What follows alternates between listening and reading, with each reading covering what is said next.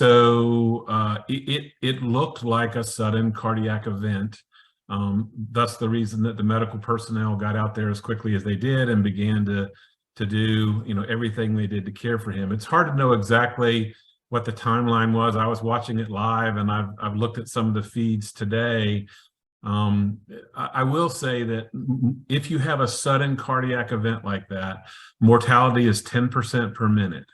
Meaning if you drop, your likelihood of a bad outcome goes up exponentially as time goes on. So what you need is really good CPR and an AED or a defibrillator. So CPR can extend that some, and CPR was begun fairly quickly in this particular event.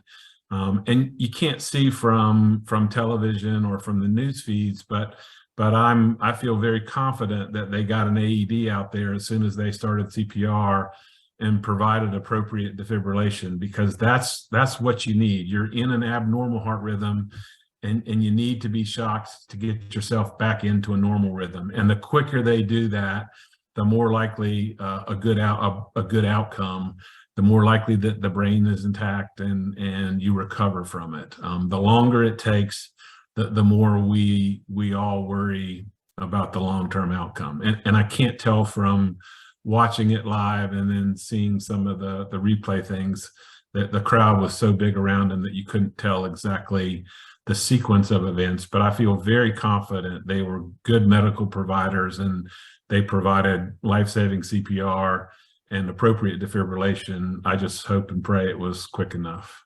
The more people that we have trained in CPR and the more places that we have AEDs available, it's going to make an impact.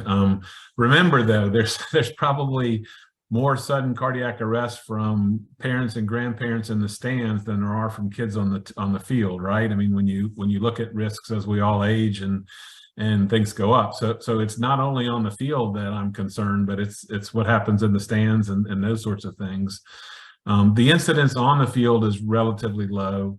The high impact sports are the ones where we see it more often.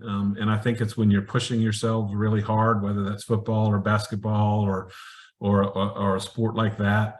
But we know that sports, are inherently dangerous at times. And I think that for me, doing everything we can to do appropriate screening for our athletes and our kids, particularly at the middle school and high school levels, is a critical piece of this equation, because we want people out there participating that have had a good, thorough history and physical examination by a qualified provider, so that we can pick up some of these things that we may not know about or potentially could have been intervened on and allowed the child or the young adult to not have that event happen. So, but you're right. Obviously, the better trained our community is, the more places that we have AEDs, then the more likely it is that you can have a better outcome.